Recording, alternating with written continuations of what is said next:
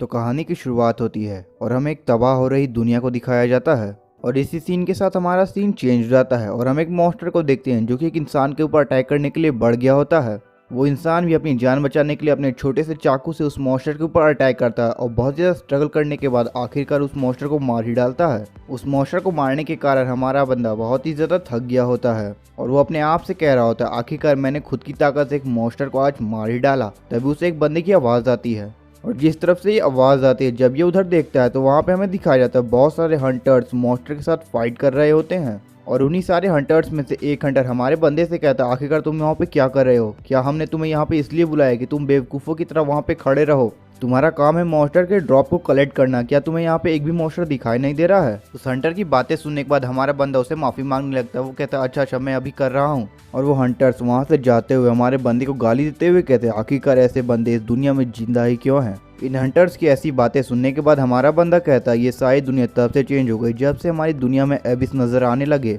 फिर वो हमें एबिस के बारे में बताता है। वो कहता है, एबिस ये एक अनदर डायमेंशन है जिसके अंदर बहुत सारे मॉन्स्टर रहते हैं। और पहले तो ऐसा केवल किस्से कहानियों में हमें सुनाया जाता था, लेकिन जब से एबिस आया है तब से हमारे पृथ्वी के लोग अवेकिन होना शुरू हो चुके हैं और अपने अंदर बहुत ही ज़्यादा सुपर नेचुरल पावर्स को होल्ड करने लगे हैं। और इन्हीं पावर्स के साथ ये एबिस को एक्सप्लोर करके मॉन्स्टर को मारते हैं। और इन्हीं अवेकनर्स के कारण हमारी दुनिया में इंसानियत अभी भी जिंदा है, लेकिन ये ज़्यादा समय तक नहीं चला क्योंकि अवेकनर्स के अंदर भी रैंक होती है, जिसकी वजह से कमज़ोर रैंक वाले अवेकनर्स को बिल्कुल कचरा समझा जाने लगा। और इन्हीं सब कारणों की वजह से मैं यहाँ पे हूँ जो कि एक ड्रॉप कलेक्टर है। लेकिन मेरे साथ सीन थोड़ा सा अलग है। मैं अभी तक अनअवेकेंड हूँ जबकि मेरी उम्र 35 साल हो चुकी है। और इन्हीं सब कारणों की वजह से मुझे अपना स्टेटस विंडो भी देखने को नहीं मिलता है। और आखिरकार कब तक मैं अनअवेकेंड रहने वाला हूँ? और इसी के साथ वो अपने हंटर साथियों से कहता है, मैंने मॉन्स्टर की सारी ड्रॉप को कलेक्ट कर लिया है। लेकिन तभी वो कुछ ऐसा देखता है जिसे देखते उसे अपने आंखों पे विश्वास नहीं होता है। अपने सामने देखता है कि उसके पार्टी के जितने भी हंटर्स थे वे सभी मारे गए हैं। और इन सभी की ऐसी हालत देखकर वो बहुत ज़्यादा हैरान था। लेकिन तभी उसे एक आवाज़ सुनाई देती है कि क्या तुम केवल अकेले ही बचे हो अभी तक? तभी वो अपने सामने देखता है एक बहुत ही बड़ा डीमन जिसका साइज इतना बड़ा था कि वो पूरे के पूरे एक ब्लैक स्टार को ही कवर कर लेता है। और वो अचानक से हमारे एमसी के पीछे आ जाता है, जिसे देखते वो बहुत ज़्यादा डर जाता है। फिर हमें इस मॉन्स्टर के बारे में बताया जाता है, ये SSS रैंक का ऑस्मोडियस नामक मॉन्स्टर है। लेकिन हमारा बंदा ऐसे ही तो मर नहीं सकता था, इसी वजह से वो अपने छोटे से डैगर से ऑस्मोडियस के ऊपर अटैक करने के लिए बढ़ता है। लेकिन ऑस्मोडियस अपने हाथ के केवल एक फ्लो से ही हमारे बंदे का हाथ ही उड़ा डालता है। और इसी वजह से हमारा बंदा ज़मीन में गिरने के बाद ज़ोर ज़ोर से चीखने मारने लगता है। लेकिन तभी वो बहुत ज़्यादा हैरान हो जाता है क्योंकि ऑस्मोडियस अपने फिंगर से एक अटैक सीधा हमारे मेन कैरेक्टर के हेड के ऊपर करता है। और इसी वजह से हमारा बंदा अपने पास्ट मेमोरीज को याद करने लगता है और वो कहता है कि यही मेरा अंत है। फिर वो हमें बताता है कि उसके पेरेंट्स एक कार एक्सीडेंट के अंदर मारे गए थे। वो अपने स्कूल के अंदर रेगुलर बुली हुआ करता था और इतने सालों से अनअवेकेंड रहने के कारण सभी लोग उसे इग्नोर किया करते थे। और इतनी सारी बुरी मेमोरीज को याद करने के बाद हमारा मेन कैरेक्टर कहता है, क्या मैंने अपनी पूरी जिंदगी एक लूजर की तरह जी है? और ये सारी चीज़ें केवल मेरे साथ इसलिए हुई क्योंकि मैं अवेकेन नहीं कर पाया। लेकिन तभी अचानक से कुछ होता है, समय धीरे धीरे रुकने लगता है और कोई वॉइस कहती है, सारी अवेकनिंग कंडीशन पूरी हो चुकी है। और इसी आवाज़ के साथ एक एंटिटी स्पेस को फाड़ते हुए हमारे मेन कैरेक्टर की ओर बढ़ने लगती है। और इस एंटिटी को अपने सामने देखकर हमारा मेन कैरेक्टर बहुत ही ज़्यादा हैरान हो जाता है। और फिर वो ऑस्मोडियस की ओर देखते हुए कहता है, आखिरकार ये क्या हुआ? और हमें ऑस्मोडियस को दिखाया जाता है जिसका समय रुक चुका होता है और उसी के सामने हमारे मेन कैरेक्टर की बॉडी भी पड़ी हुई होती है। और अपनी बॉडी को ऑस्मोडियस के पास देखकर हमारा मेन कैरेक्टर बहुत ही ज़्यादा हैरान हो जाता है। तभी वो एंटिटी कहती है, क्या बात है, तुम अभी तक ऑस्मोडियस पे ही फोकस करे हुए हो? और इस आवाज़ को सुनने के बाद वो पीछे मुड़ते हुए कहता है, आखिरकार तुम कौन हो? की बातें सुनने के बाद वो एंटिटी कहते हैं, किसे क्या ही पता, लेकिन सारे लोग मुझे किंग कहकर बुलाते हैं और मैं चाहता हूँ कि मैं तुम्हें एक अथॉरिटी दूँ। और वो बंदा हमारे मेन कैरेक्टर के सामने एक थ्रोन पे बैठा हुआ होता है और उसकी बातें सुनने के बाद हमारा मेन कैरेक्टर कहता है, क्या किंग, अथॉरिटी, आखिरकार ये सारी चीज़ें क्या बात कर रहे हो तुम? और फिर वो अपने मन में सोचता है, आखिरकार ये कितना ज़्यादा पावरफुल है कि इसने ऑस्मोडियस को इतनी आसानी से रोक रखा है। लेकिन हमारे एमसी को इतना ज़्यादा सोचता हुआ देखकर वो एंटिटी कहते हैं, ये बिल्कुल भी अच्छा नहीं है। मैं यहाँ पे इतनी दूर से आया हूँ ताकि मैं तुम्हें चुन सकूँ और तुम ये क्या सोच रहे हो? फिर वो केवल अपने एक हाथ के इशारे से ही वहाँ पे बहुत सारे डायमेंशंस को प्रकट कर देता है। और इन सारी चीज़ों को देखने के बाद हमारा एमसी कुछ सोच ही रहा होता है। तभी वो एंटिटी फिर से कहती है, ऐसे मौके बार बार नहीं आते। फिर वो अपना हाथ एमसी की ओर बढ़ाते हुए कहता है, ये जो भी चीज़ें अभी हो रही हैं तुम्हारे साथ, ये तुम्हें आगे चलकर पता चलने वाली हैं। तो चलो फिर कभी और ही मिलते हैं अब। और इसी के साथ वो अपने एक हाथ को फ्लिक से एक ड्रैगन को समन कर लेता है और वो कहता है ये मेरी चाबी है। और इसी के साथ हमारे एमसी के ऊपर एक बहुत ज़्यादा तेज रोशनी आने लगती है और इसी के साथ हमारा सीन यहीं पे कट होता है और हमें कहीं और का सीन दिखाया जाता है। हमें किसी एक बंदे की वॉइस सुनाई देती है जो कहता है ये कमीना अभी तक सो रहा है क्या? तू पागल कहीं का, तेरी इतनी हिम्मत कि तू हमें इग्नोर कर सके। चल अब जल्दी से उठ भी जा, सुबह तो हो ही चुकी है। और इसी के बाद हमें दिखाया जाता है एक बंदा हमारे एमसी को एक खतरनाक सा पंच मारता है और इस पंच के लगने के कारण हमारा एमसी अपने होश में आ जाता है, जिसे देखते ही वो बंदा कहता है अच्छी बात है कि तू जाग चुका है। फिर वो बंदा हमारे एमसी का कॉलर पकड़ते हुए कहता है तो अब मेरी बातों को तुम कान खोल के सुन ले कि तू अब बहुत ही ज्यादा पिटने वाला है। और फिर हमें इस बुली का नाम पता चलता है जो कि बेह्युक्सो है।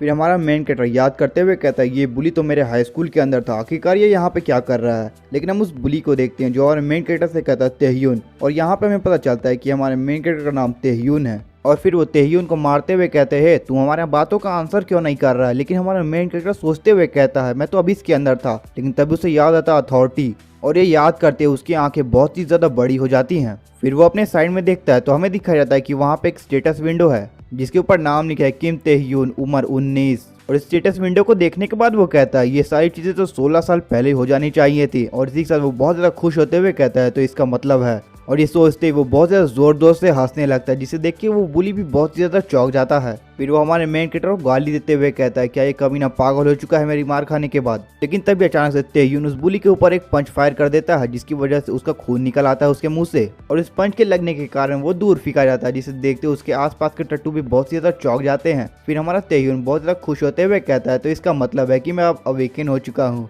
और खुशी देख रहे हो लौंडे की।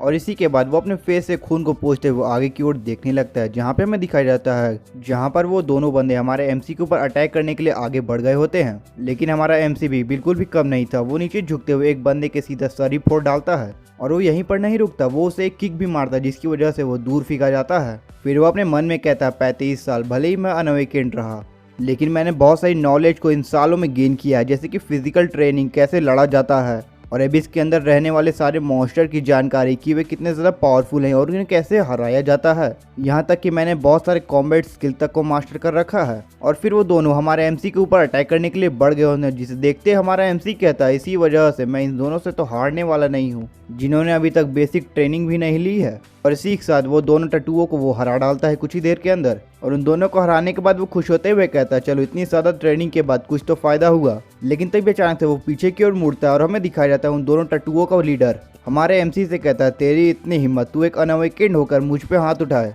और फिर वो अपनी स्किल का यूज करते हुए कहता है आज तो तू मरा। और फिर हमें इस बंदे की स्किल के बारे में बताया जाता है जो कि है स्टोन स्किन, जो कि एक सी रैंक की स्किल है।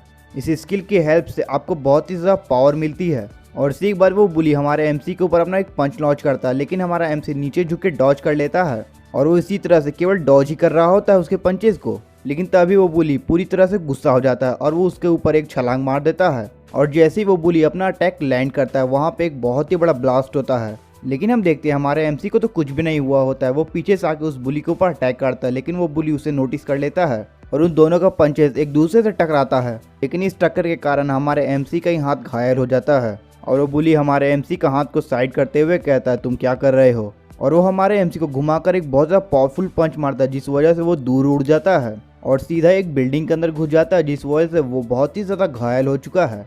फिर हमें उस बुली को दिखाया जाता है जो हमारे एमसी की ओर बढ़ते हुए कहता है तुम्हें क्या तुम्हारी लिमिट्स नहीं पता है? तो चलो इतनी ज़्यादा मार खाने के बाद तुम अपने सेंसेस के अंदर तो आ ही चुके होगे, तुम्हारी इतनी हिम्मत, तुम एक अनअवेकेंड होकर मुझ पर अटैक करोगे तो अब तुम क्या करने वाले हो? ऐसे ही भागोगे या फिर मुझसे फाइट करोगे? उस बुली की इतनी ज़्यादा बातें सुनने के बाद हमारा एमसी अपने मन में सोचता है काश मेरे पास भी एक ए रैंक की स्किल होती। फिर वो हमें स्किल के रैंक के बारे में बताता है एफ रैंक, जो कि एक नॉर्मल ह्यूमन के ही बराबर होती है, लेकिन एस रैंक जो कि बहुत ज़्यादा कम लोगों के पास है और इन्हें आम ह्यूमन की भाषा में मॉन्स्टर कहा जाता है जिनके पास बहुत ज़्यादा पोटेंशियल होता है। लेकिन मेरे पास तो केवल एक एफ रैंक की स्किल है जिसका नाम है पेडिटेशन, जिसका नाम भी आज तक लोगों ने नहीं सुना है। लेकिन सबसे इसकी खराब बात यह है इसका रैंक जो कि एफ है, और इसी वजह से मेरा कोई भी चांस नहीं है कि मैं इस बुली से जीत सकूं जो कि एक सी रैंकर है। लेकिन कुछ ऐसा जिस वजह से मुझे लगता है कि मैं यहाँ पे हारने वाला नहीं हूँ। फिर हमें उस बुली को दिखाया जाता है जो कुछ देखकर बहुत ज़्यादा चौंक जाता है। फिर हमें दिखाया जाता है हमारा मेन कैरेक्टर जिसके अंदर से बहुत ही ज़्यादा पावरफुल ऑरा निकल रहा होता है। फिर वो अपने ऑरा को रिलीज करते हुए कहता है मैं बिल्कुल भी हार नहीं सकता। इतनी ज़्यादा इमेंस पावर को देखकर बुली बहुत ज़्यादा चौंक होते हुए कहता है आखिरकार ये क्या हो रहा है इसके साथ? क्या ये कमीना सच में अवेकिन कर रहा है? क्या ये सच में मेरी स्किल है जिसके कारण मैं मूव कर पा रहा हूँ अभी तक? फिर वो एक डेडली लुक देते हुए कहता है, मुझे नहीं पता कि मेरे साथ क्या हो रहा है, लेकिन ये पावर बहुत ही ज्यादा अच्छा है। और तभी हमें उस बुली को दिखाया जाता है जो कि पूरा ऑल आउट जाते हुए हमारे एमसी के ऊपर अटैक करते हुए कहता है, कमीने अब तू मर। और उस बुली को अपने ऊपर अटैक करते हुए देखकर हमारा एमसी केवल अपने एक हाथ को आगे बढ़ाता है, जिस वजह से एक बहुत ही ज्यादा पावरफुल वेव रिलीज होती है। और इतनी ज्यादा पावर को देखने के बाद वो बुली भी बहुत ही ज्यादा चौंक जाता है और हम हमारे एमसी को देखते हैं जो कि अपनी फुल पावर का यूज कर रहा होता है। और थोड़ी देर तक स्ट्रगल करने के बाद उस बुली को बहुत ही ज्यादा दर्द होने लगता है और इसी के साथ ही साथ उसका स्किल भी धीरे धीरे गायब होने लगता है। और तभी अचानक से उस बिल्डिंग से एक बहुत ज़्यादा पावरफुल वेव रिलीज होती है जिसे हम बाहर की ओर से भी देख सकते हैं। और जैसी वो एनर्जी शांत होती है हम हमारे एमसी को देखते हैं जो कि बिल्कुल ठीक ठाक होता है, लेकिन उस बुली की हालत बहुत ही ज़्यादा खराब हो चुकी होती है, वो सीधा इस ज़मीन पे गिर जाता है। और तभी हमारे एमसी के पास नोटिफिकेशन आती है कि पेनिट्रेशन कंप्लीट हो चुकी है। और इस नोटिफिकेशन के आने के बाद ही उसके पास 2 और नोटिफिकेशन आती है जिसमें बताया जाता है आपके दुश्मन की स्किल को पूरी तरह से पेनिट्रेट कर लिया, जिस वजह से आपकी रैंक F से E हो जाती है। और आपके पास एक न्यू स्किल भी है जो आपने अभी अभी ऑब्टेन की है जिसका नाम है स्टोन स्किन।